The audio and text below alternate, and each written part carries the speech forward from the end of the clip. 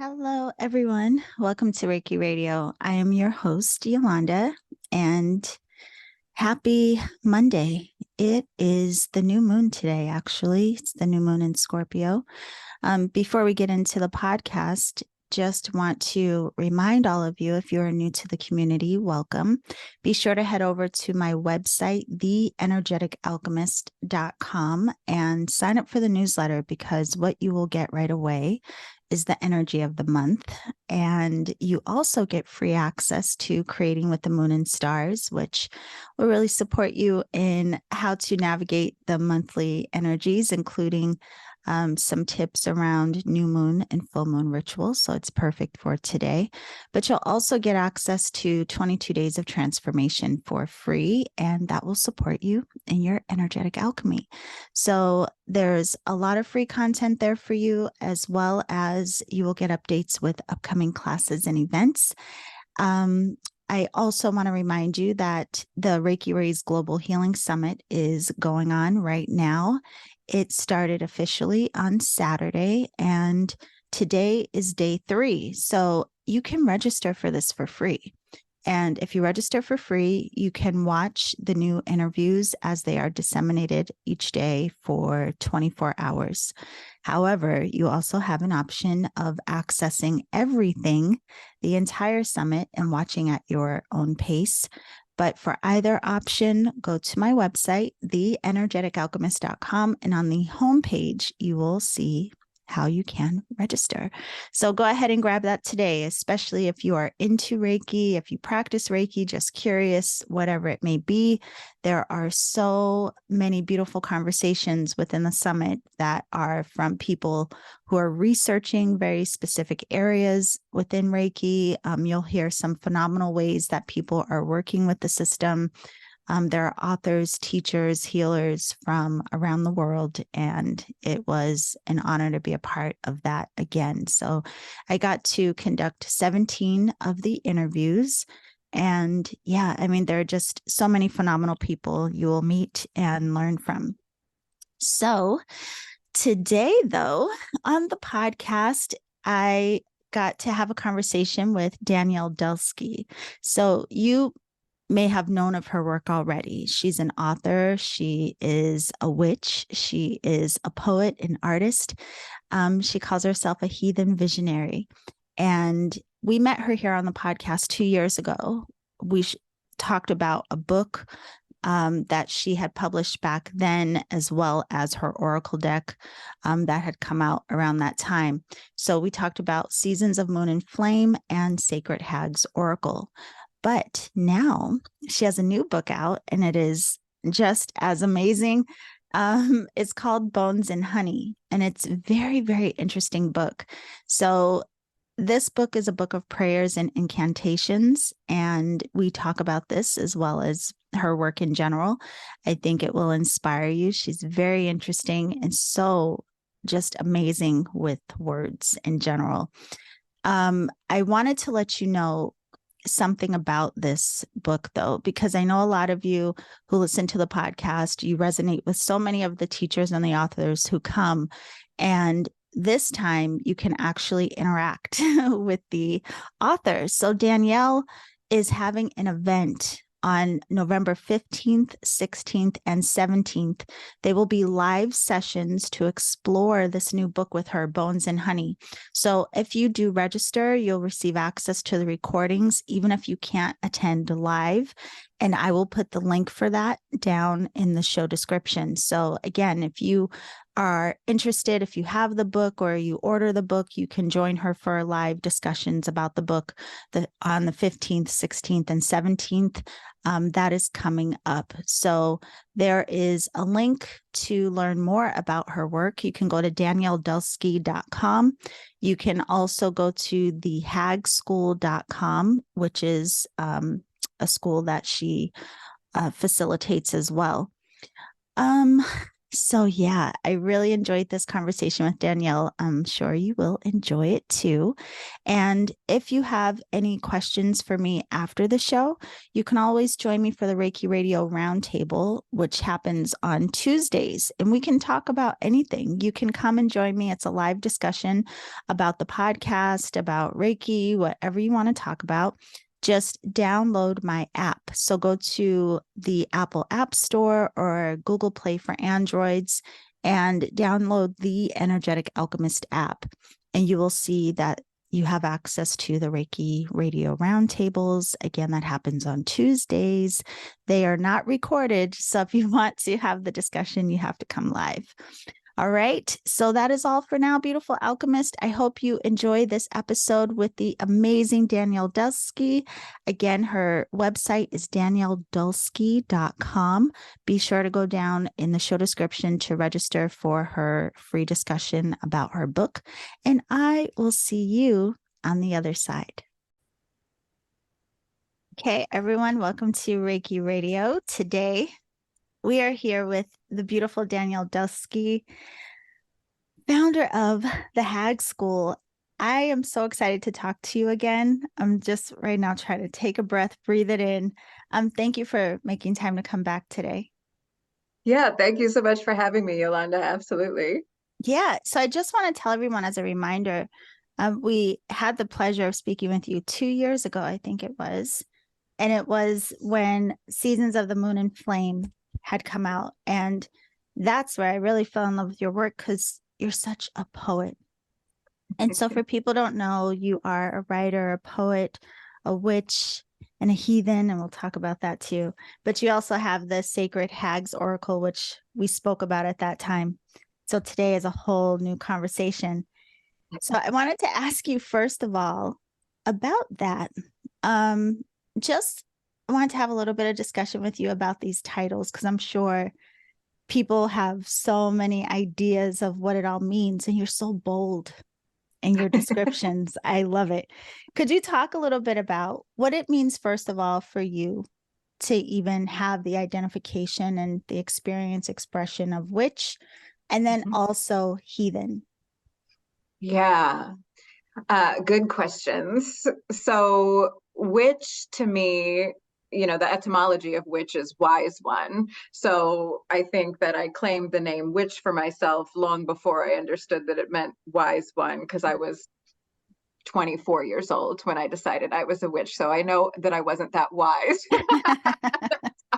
I have a lot of evidence for why I was not particularly wise at that time, but it felt really right. And the claiming of that name for me was really about, I had just given birth to my first son.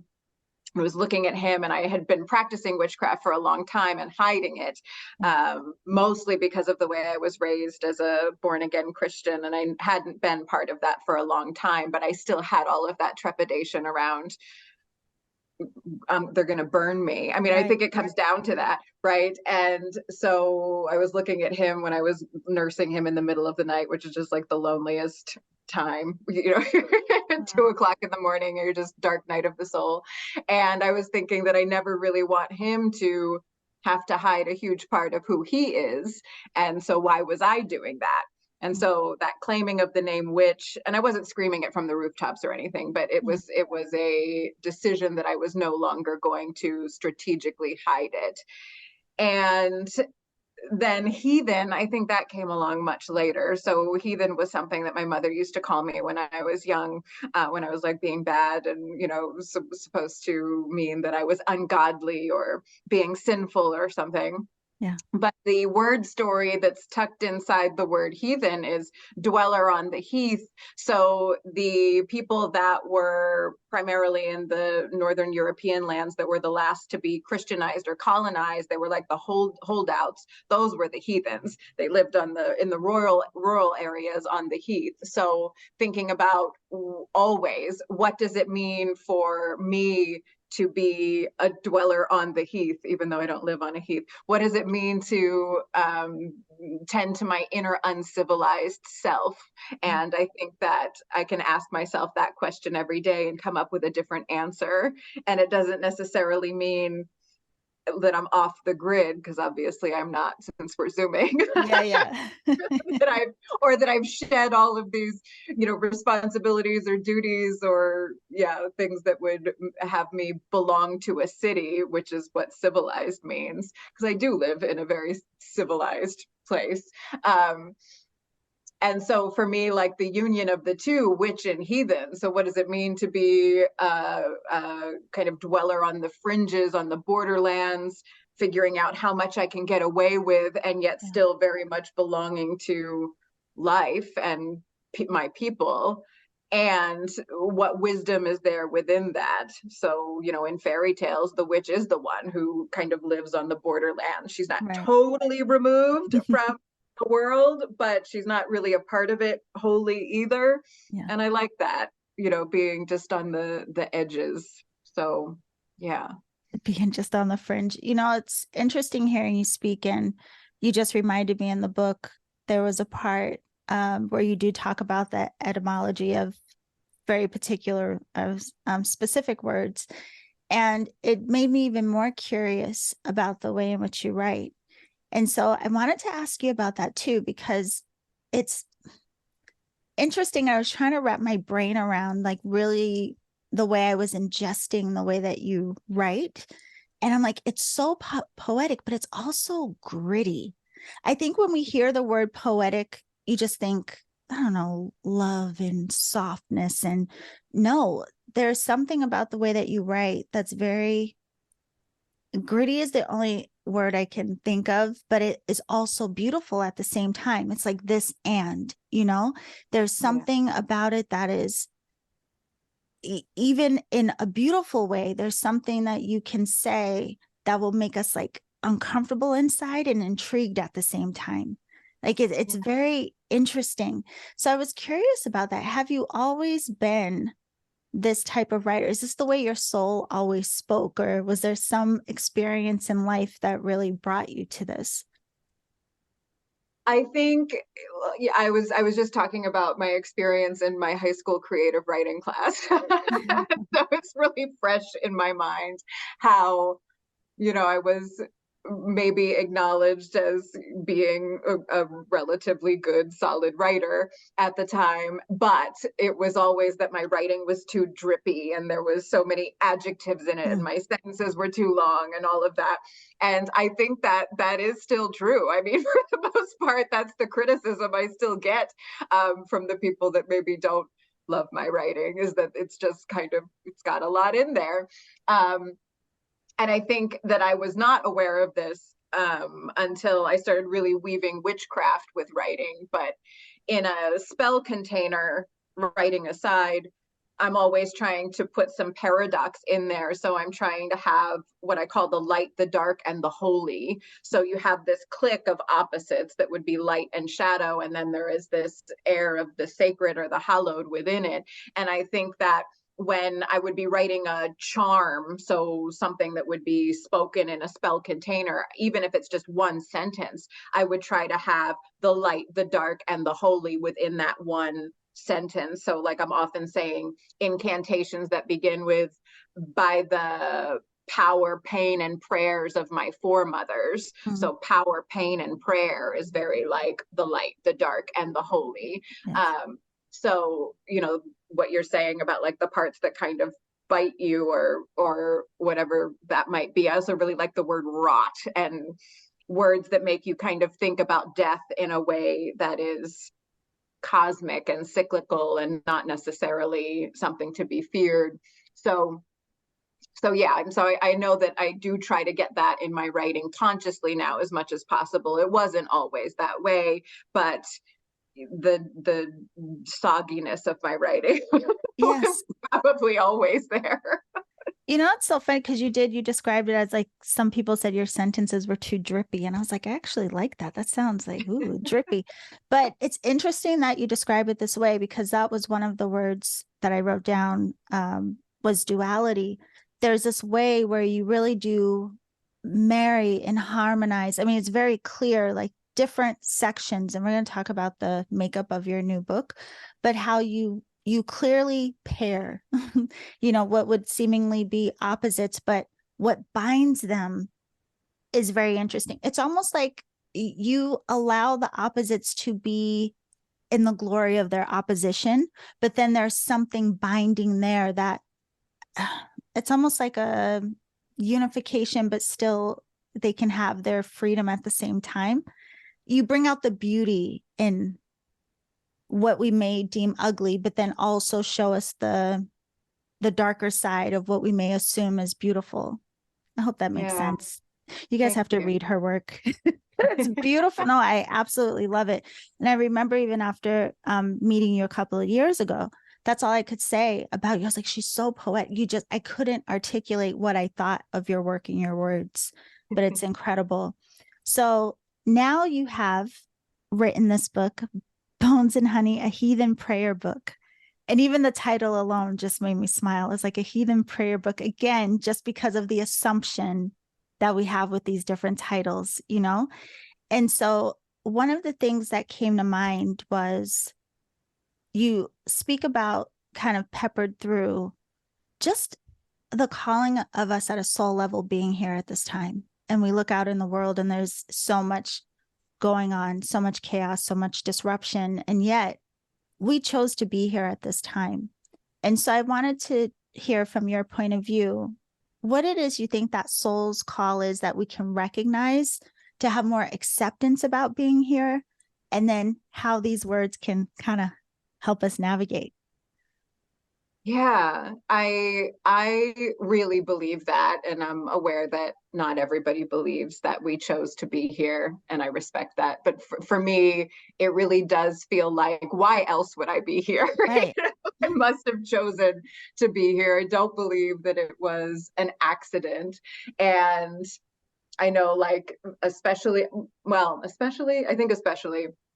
through 2020 and since, it hasn't gone away yet, but this awareness of moving through this kind of global underworld myth, and as an Aquarian, like, being just aware of the grief and the death and all of the things that we might say are negative about it, and yet just being so, like, stunned almost to a point of joy that I get to be here and see it. I think that there are other chapters in the world story that maybe would have felt a bit more stable. And maybe not, I don't know. But just in reflection, maybe would have been more stable, and yet I chose to be here for, like, this one, and that this is probably just the beginning of some great thing, and I get to be here for it. So for everyone else, I feel like I don't know at what point the acceptance enters in, but I think that it is helpful to kind of take an inventory pretty regularly about the chapters of your life that you have lived, and what are the big themes that are apparent within those chapters, because it can help you see maybe what you're being oriented toward now. What have you always loved doing since you were a child? Like, what's your primary art? What are the moments in life where you really felt like you were the most you could possibly be? If you kind of track those, and it takes some time to do it, but if you can track those moments where you really felt so much in the flow, you can see, like, what is obviously part of your soul's calling. And you can also see how it evolves over time, and as you do live through these personal once upon a times and ever afters, and be able to see what story might be happening next. So again, I don't know if that's a tool for acceptance, but it does really support this holding of the tension. And I think, being able to name your gifts that you're holding in one hand, and, like, these deep bleeding wounds that you're holding in the other hand, and then sensing this great power that comes from holding the tension between both. So in my book, Bones and Honey, that is what I'm trying to name, is like the bones are what remain after we die. So, I mean, that is the gnarliness, that is the rot. And then the honey is the sweetness and the joy in life. So, we can't let the bones block the honey, or the fact that we will be bones someday, sooner or later, keep us from enjoying the sweetness of life. So, yeah. It's funny you say that. Was something I was going to ask you about. There's two things. One, I want to say first with the bones. Um, I remember just recently I saw a skull. I mean, we're close to Halloween, so there's skulls everywhere. And I was looking at some skull and just having the thought of like how they are usually evoking us some kind of fear or remind us of immortality or something. I don't know. We automatically assume that, I don't know, a skull just seems like something horrific associated with death in a lot of ways, but it is evidence of life, you know? And so I remember having this moment of, oh, I spoke to someone and they had a skull with butterflies all around it. So kind of that pairing that you do, you know? And I thought like, that's really interesting if we just how we perceive things and then what that gives us in the lens of understanding of our life and death for that matter, and how those lenses can change the overall experience. And I think that's what your work does. It's so beautiful in that way. So I wanted to ask you about this too. I mentioned before the way that you say things and even that you bring up the etymology of different words. But how important do you think language is? And is that part of why you seem to have such a reverence for it?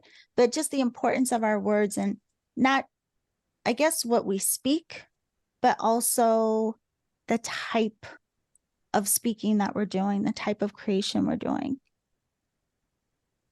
Yeah, I think language is incredibly important. I think that for me, something that's readily apparent, weirdly, is the similarity between writing and painting.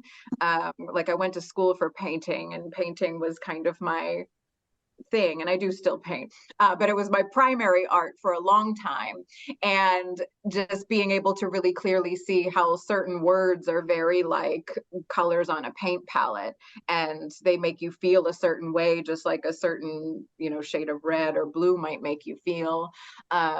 And so if I'm trying to paint a certain picture with my words, then I am kind of strategically doing that. So in that way, they are incredibly important. I also think that I'm very into, as you can tell probably from my book, like mining the meaning out of different words and where did they come from, and just being able to see how like a single word is really a whole story. Like you can see where it came from, and sometimes it's really surprising and sometimes it isn't, but when it's surprising, it's just so good. Yeah. Like the word writer, for instance, means the painter of signs. And that's Wow. really cool, right? So the words that just have become have been evolved to mean a certain thing. Sorry, my dog's trying to come out of the shadows here. Oh, Words that have evolved to mean a certain thing that didn't start out that way at all. And then why was that? Like what was going on in the world when they were born, and then how they evolved over time. So I love that idea. So, in that way, language is incredibly important. And then there's this other side of things where, and yet it isn't that important, because obviously it keeps changing. yeah. So it's not so much important as a static entity, it's important in its evolution. Yes. And how, like, we're in conversations with these words as we're speaking. And that's cool. Yeah, no, it really is. And that's what I love about reading your work too. There are certain writers and just the way that certain people may arrange words that give the words themselves a different texture. And it causes you then to recognize and notice language in a different way. And that's what I really appreciate about it.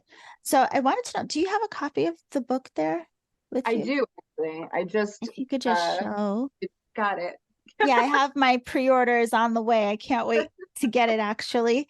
But I just wanted everyone to be able to see a Oh, yeah. copy of the book. Yeah. This is a beautiful cover. Thank you. I mean, I didn't draw it, but yes, Yeah, I yeah, do. yeah. It's absolutely beautiful. So you did explain to us about The Bones and Honey, the title of the book, which is gorgeous and striking. Could you talk a bit about how it's laid out? Because I noticed right away, I'm like, okay, wait, there's 13 books within this book. And then under each of the 13 books, there are 13 verses or sections. Yeah. So could you talk, what was the inspiration about that? Or did it just kind of? Yeah. So it was always going to be 13 books. So I do love, I think that this is maybe true for all of my books, where it's the book of this and the book of this. And so there's books within the one book. Right. So it was always going to be 13 books, and each book was named for a particular archetype that I was feeling was important medicine right now. So Yes. kind of, post well, not post anything, but maybe, well, yeah, but I'll say post 2020. And what are the more medicinal archetypes, if an archetype is an energetic container of meaning? And we can look at those as being power sources that can amplify certain aspects of our psyche right now, and kind of orient us toward where we're meant to be going right now. What would those archetypes be? So the wounded healer, for instance, is I feel a really important archetype right now. So it was always going to be these 13 books, but originally, when I was coming up with the plan and kind of pitching it, it was going to be 20, I think it was going to be 29 or maybe even more different prayers that were within a single book. And then it became clear that then the book, The Bones and Honey, would have been like a 500,000 word. Nobody will read. So yes, now it is 13 books, and each book then has 13 prayers within it. And some of those prayers are fairy tales. Yes. So there's, I think, 6 different fairy tales sort of revisioned to amplify that archetype in the book. But yeah, that's how it's organized. So these medicinal archetypes, and those are very contradictory. So thinking about how we house all of these different energies inside of us all the time, and it can feel really defeating when we are told, or when we bring ourselves maybe to believe, that we're only meant to be one of them at once, and that we can't, but when we're just full of all of these contradictions. So we are, the wild child, we are the seductive lover, and the wounded healer, and the bone witch. So we're all of these things at once, and naming that as being a really potent source of power and purpose, instead of it being like, oh, why can't I just be one thing? That's interesting, because this is something I was thinking reading it, is that it is so mirroring. Like I imagined, well, one, myself, I could see and feel myself all throughout the book, in the different archetypes and the way that you describe things. It was a way of feeling seen, but also, again, like through the audacity of your words. But I could see other people I know in there as well, and knew, like, wow, if they read these words, they would feel so seen and okay with, again, like the parts of us that maybe we judge, or there have been projections thrown on us. It feels like it's a beautiful way to re-understand some things. And I don't know, it's absolutely beautifully written, again, because I said this about the first book, but this is what I loved. So just for everyone to know, you did mention they have these prayers, and some are shorter, and some, like the stories, are longer. I want to talk to you about one of them in particular. But I loved about it too is I allowed myself to just grab the book and open it and see what it fell on. So I just had the intention of whatever I'm meant to read right now, or what will resonate with me now, because there's a lot of prayers. I mean, so it's like, I want to see which ones really speak to me on this day. And it was incredible what my eyes would land on, and it would speak to me so fully. So I wanted to ask you about that too. Did you have any intention of how the book would be used? And how did you even imagine the different archetypes? Like, was it based on what you were seeing people go through? Was it based on your own eruptions?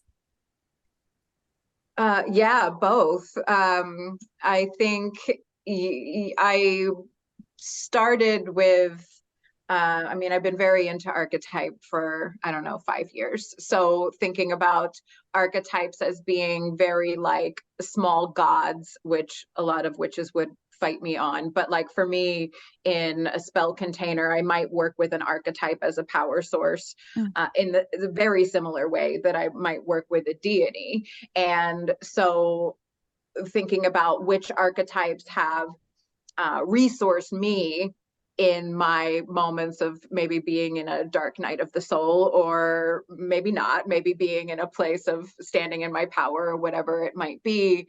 And then how have I seen those archetypes also not maybe not resource other people, but maybe or just be relevant to other people, and how certain stories, which of course are houses for archetypes, are medicinal for people in different ways, as in like the same story can just meet, you know, 20 different people each in a completely different way. They'll hear, you know, certain words that other people might not hear, or they'll see a certain image in the story that the other person might not hear. And it almost always just gives you exactly the medicine that the deep soul needs at the time. So there was, I guess, in the writing, at least maybe not for every single prayer, but a lot of them, there was kind of a blind kind of trust that like, you know, I'm going to write this thing and it's going to serve some people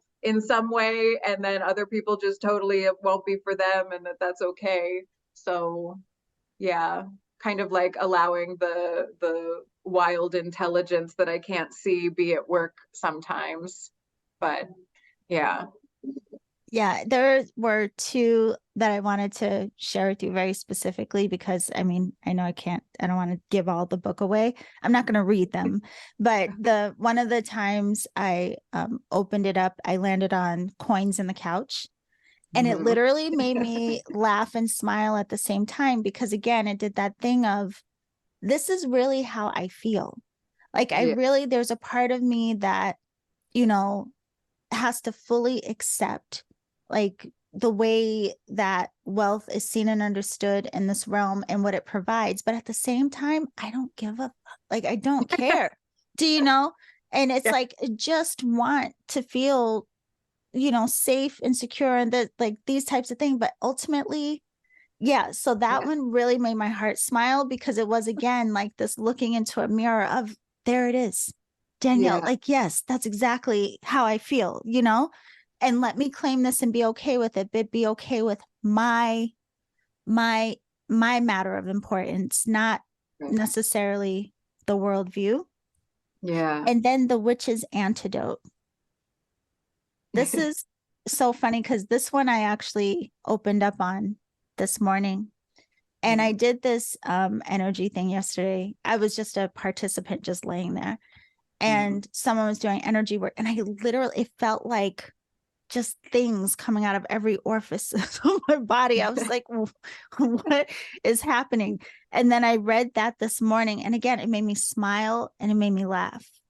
And it made me think of just, anyway, just what this life is. And I just was so curious about like, literally, like, is she walking through the grocery store and these words just hit her? Like, does she like sit down and meditate and say, speak to me? Like, you know, what happens? Or is it like a combination of everything? Yeah. Well, so this book was like a little bit different to write because, you know, it could be written in these smaller bursts because I'm just writing a paragraph Yeah. at a time for most of the prayers. But so yeah, sometimes I would be just walking through the grocery store. No, probably not writing in the grocery store, but getting back in my car and writing it really quickly. A lot of them were on my phone, or I wrote them on my phone when I would be, you know, doing things. So it wasn't and then I would translate them to the you know, to word later, but it wasn't written in exactly the same way as I would write my other, you know, longer, more prescriptive type books. So yeah, but it does usually feel like, you know, I'll have an idea and it does usually surround either a single word or a really short phrase, and then the rest of it kind of blooms around it. And I'm a really like visual and clairvoyant person, so I tend to see the thing, and then I write to describe it. Yeah, that's what it feels like, is like, you know, being met with a vision and then just trying to pull the right words out of whatever it is that I might see. That's true most of the time. Yeah. Well, I was curious about that too, because I literally did wonder if she's like walking through the grocery store. These inspirations just hit her out of nowhere. I mean, one, because there are a lot of prayers in here. There are a lot of, prayers, songs, incantations, as you call it, all the variations of it. And it also made me curious too, like, is this something you just do for yourself? Like when you are in your practice and whatever it is that you do for yourself, does it come out in this way? Like, do you create these very personalized prayers? And what is the importance of that? The reason I'm asking is because I also came across, when I was wondering, there was somewhere in the book that you said it was like the similarity of like a prayer also being like a spell, and really no difference between the two. So could you talk a little bit about that? Yeah. Well, so I do believe that as it's important for writers to write every day, and a lot of times for me that looks like just writing one of these short prayers in 15 or 20 minutes, because that's how long I've got. So in terms of like being part of my personal practice, it does feel like a kind of tending to my art. And if I'm, if I'm just like in this place where it's like I have to write something, these are the sorts of things that I would write. It wouldn't necessarily be, a longer story or anything else. It would be this kind of brief petition to the other world to, do something or participate in my experience or give me a sign or something like that. So yeah, on that level, yes. And then to me personally, witchcraft is very much an art. I do love, the beauty that goes into the symbolic action of a spell. And to me, that's not very different from the beauty that I would want to and try to infuse into my writing. So it does feel very similar. And yeah, a spell is a prayer. Prayer means the earnest request. And I think that what some witches would fight me on would be the word request. Like in a spell, you're kind of claiming it like it's already happened, and there's a sense of fierceness and ferocity, but you can have that in a prayer too. It doesn't necessarily mean you're lying prostrate on the ground and humbling yourself before something. It is a request. It's, a prayer and a spell. It's a conversation. You want an answer to it. You want you want it to work, right? So yeah. Oh, that makes me think too. It seems like, and this is just, of course, my interpretation, listening to everything you're saying now, it feels like this book in a way, like if you were some kind of, well, you just being you is fine enough. But like, I just seeing this vision of you, like just coming and like handing the book down to us, like, come on, here, this is going to help you move ahead and move forward. Because to your point, I mean, there was obviously like in the last few years, like this condensed eruption and disturbance, not just externally, but it brought up a lot for all of us internally. And on the other side, a lot of people feel very free in some ways. A lot of people feel confused about who they are and what they want now in some ways. Like there's just a lot was stirred.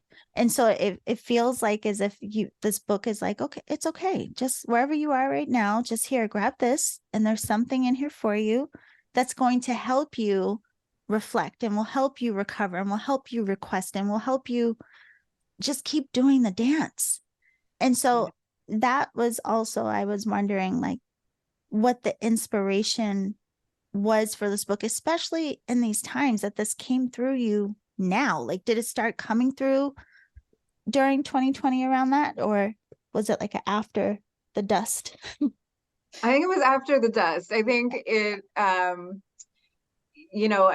I am very into this, I don't know if it's its own archetype, but the 3 stages of initiation, and thinking about everything that you just named about 2020 and 2021, and it really being this first stage of initiation, like this severance.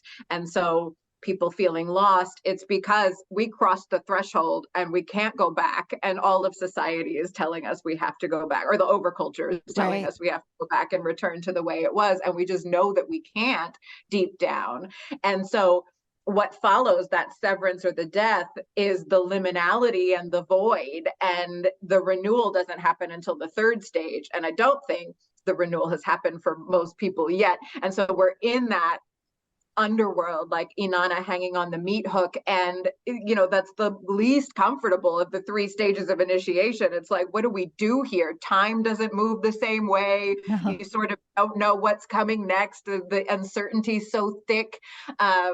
And so, thinking about all of these contradictions and naming these archetypal medicines that are in the book, it's not really offering a solution because or a way out, I don't think, of the underworld. It's just like I hope resourcing the reader and holding all of these tensions that they're already holding, but Yeah. giving them maybe some labels and names and prayers for Yeah. being on the meat hook. Yes, yes, yes. It's I wrote down a small piece, just a sentence that you wrote in the book, and it goes so perfectly with what you said right now. I don't remember where it fell in the book, but you said to be alive today is to be an apprentice midwife in the birthing room for a wilder world. I was like, wow, that really struck me. Yeah.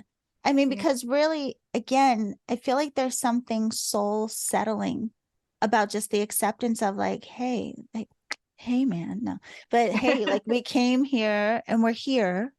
Yeah. And clearly something has, there's been an interrupter. And now what do we hold in vision? And now what do we want? Right. And to your point, while it can be very uncomfortable, even starting to be curious enough to examine these deeper parts of ourselves, what if, and it's funny you mentioned earlier the Aquarian part. I literally just told someone this morning, it often comes up like why I even am so dedicated to my practice and why I care. And I'm like, well, it's a really odd thing being Aquarius, I'm like, because I genuinely care about humanity. Like I genuinely want like all of us to have, like our freedom and, and be like reasonable humans, right? But just to be out of our upset, to be out of our whatever it may be. However, I'm also constantly horrified by humanity at the same time, And so like I have this weird like, I don't really want to be in it, but to what you said, I'm so excited to be here and to witness this and be a part of it and be part of the crazy parts too, right? Yeah. However, I'm also, what keeps me connected is the thought that if we all just do what we're doing now, as ugly as it may feel and seem, there's the possibility that next time when I come back, like I don't even have a hope of like this like bright shiny day this lifetime. No, I don't care. I'm just like, whatever this is, okay, let's see what we do with this, and then maybe a couple lifetimes down it'll look better. Yeah, I think that Aquarians are so good at having that really long vision, and because me too. I don't think I get to see the end of it, and I'm fine with it. I'm fine with it. Because I do trust that this is going somewhere pretty epic. Yes. I have that hope, but in this lifetime, no, and my kids too. I don't even think that they really get to see it. So, and I'm fine with it. Like, let's be part of the long ancestral story and trust that it has a really good ever after, and we'll see it when we see it. Yeah. And there's something to that. I think that just lets me even like, it's more accepting of like now, like I'm not trying to make right now change overnight. Right. It just makes me more curious about, ooh, we get to have a hand in the process of what Right. is happening right now. Yeah. But Yeah. anyway, ever after, as you say, there are some, and I'm glad you said like they were, a retelling of fairy tales. Because when I read some of them, I was like, wait a minute, this reminds me of. But one that really, I think I'm going to read it a few more times, was the silver tree and the gold tree. Yeah. That was a good one. That was so good. It was one of those ones where I started to speed read because I just wanted to see what was going to happen, Yeah. And there was something about it that just felt so true to like Yeah. different relationships that we may encounter in life. And it stirred up things. Yeah. And I was like, Yeah. oh my gosh, I got to read this one again and again. Yeah. And I'm really going to. But even that, now that you mentioned that they kind of are like a retelling of the fairy tales, would the fairy tale come to mind and you just saw it a different way? Or like were these in some way a reflection of what you've either noticed or encountered yourself? So all of them in there, I'm just making sure I remember them. I'm pretty sure this is true. All of the fairy tales that are in there, I didn't change them very much Yeah. from their original collected version. So Gold Tree and Silver Tree, that was collected from the Scottish Highlands in like the late 1800s. And it's supposed to be like the older, gnarlier version of Snow White. Yes. And so instead of the mirror, mirror on the wall, it's the little trout The in the well. well. Yeah. And instead of stepmother, it's the actual mother, which I think makes it a little bit sharper. Yes. But for all of them, it's a revisioning in that they're my words, but I had a fidelity to the story and I didn't try to change the story too much because I really didn't need to in order for whatever that medicinal archetype was to be amplified. So, I'm trying to kind of amplify whatever that archetype is for the book that the story might be housed in Bones and Honey.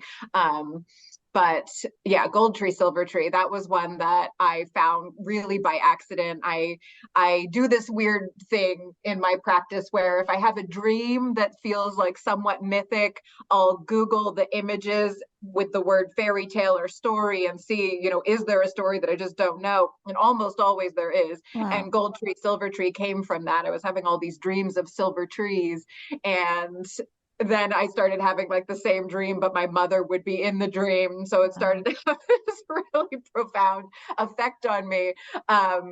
But yeah, like finding stories that feel like medicine and then being able to see how your whole life in some ways has mirrored that story. Yeah. It's really cool and also sometimes shocking. But yeah, I think fairy tales are everything, really. They have this deep medicine in it. They were kept primarily by women, so they were taken less seriously. And it was like, well, nobody's going to take a children's story seriously, so let's tuck the old magic inside this story. So it's almost like every fairy tale is its own kind of box of shadows.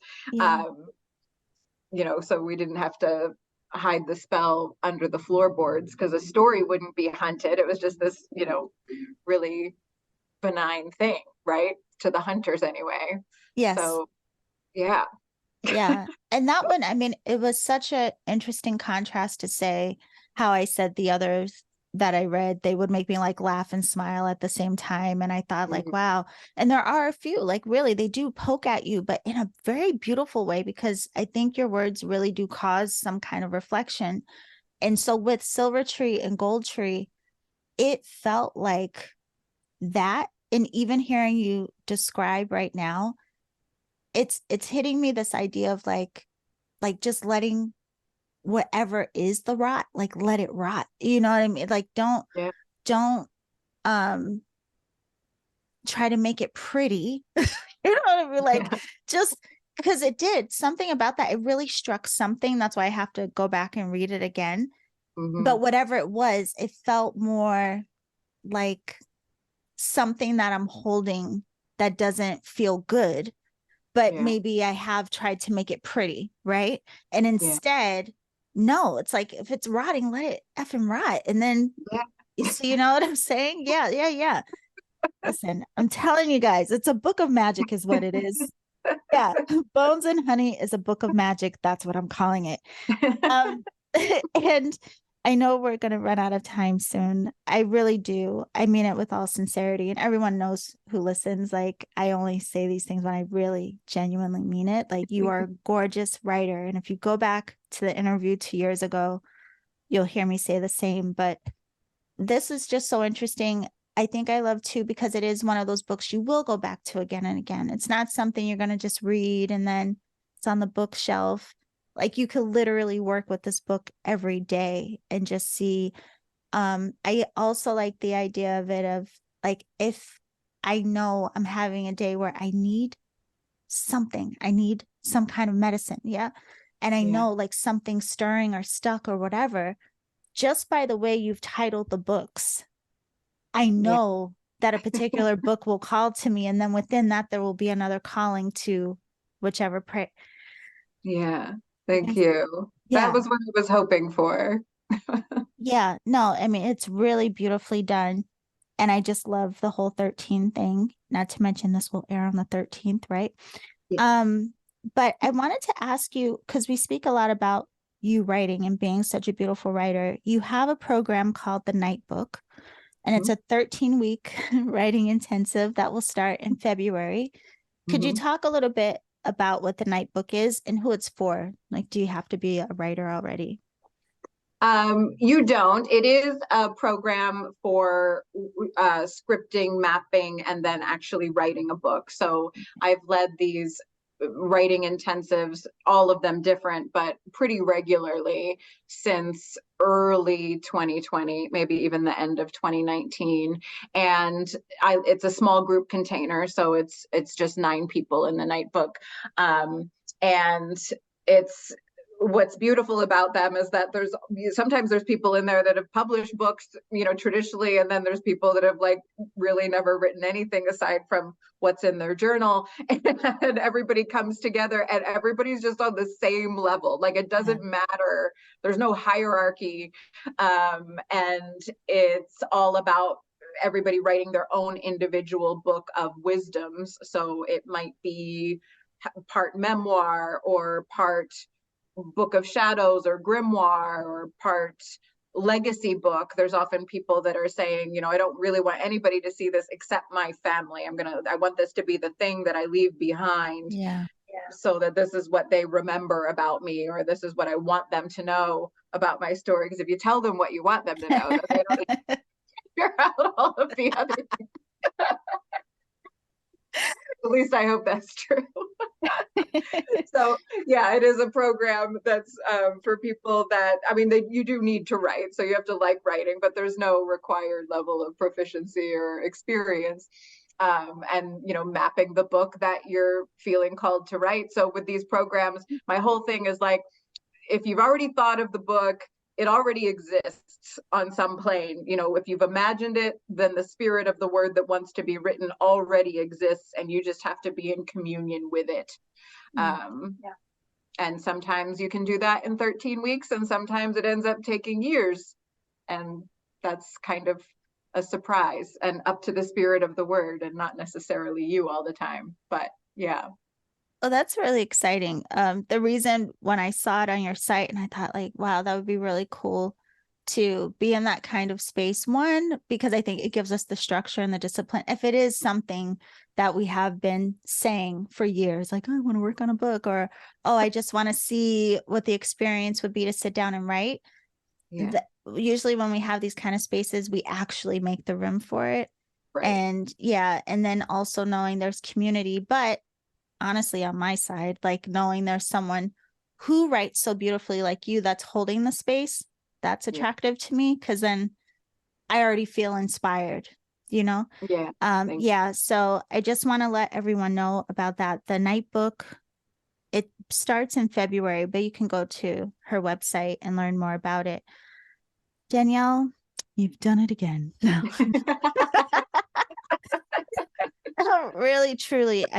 Honestly, this is such an incredible book. And I haven't even gotten through all of the prayers yet, but it honestly, there was part of me I didn't want to, because I was like, I want to be surprised on some days of where I just feel call and land on certain things, or be able to go to it and still not have revealed Yeah. all of it yet. Yeah. And so Mhm. I really am looking forward to it. And this, by the time we air, it will be released fully, right? I Yeah. believe November 7th. I think it's November 14th now, 14th. but Okay. yeah, So tomorrow. so tomorrow.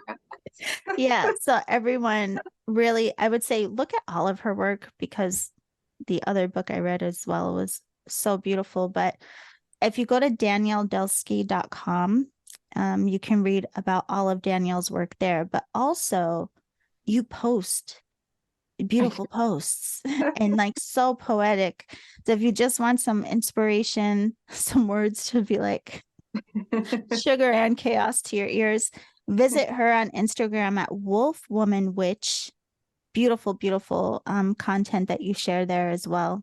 Thank you. Yeah, no, thank you. And thank you again for coming to share with all of us today. And I look forward to chatting with you again in the next couple of years, next book, next go round. Yes, we'll see where we are there then. Yeah. Yeah. Thank you so much, my love. And for everyone else, we will see you very soon. Bye for now.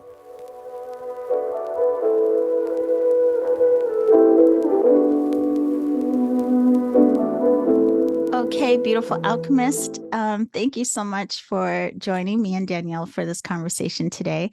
Again, you can go to her website, danielledulsky.com. Don't forget that she is going to have a live session to explore the book Bones and Honey. So if you order the book, be sure to join her November 15th, 16th, and 17th for the live sessions. And if you register, you will have access to the recordings. You can go down into the show description. You will see the link to register for the live sessions and have that discussion with Danielle. Also, do not forget to go to my website, theenergeticalchemist.com, and you can sign up for the Reiki Rays Global Healing Summit, which is going on right now. We are on day 3. Again, you have the option to register for free, or you can do the all access. Both options are available on the homepage of my website. And while you are there, sign up for the newsletter so that you get free access to Creating with the Moon and Stars, as well as 22 days of transformation. And you will get the energy of the month. Okay. So have a beautiful new moon, my loves. I thank you all for being here. I'll see you next time. And remember to always journey in love.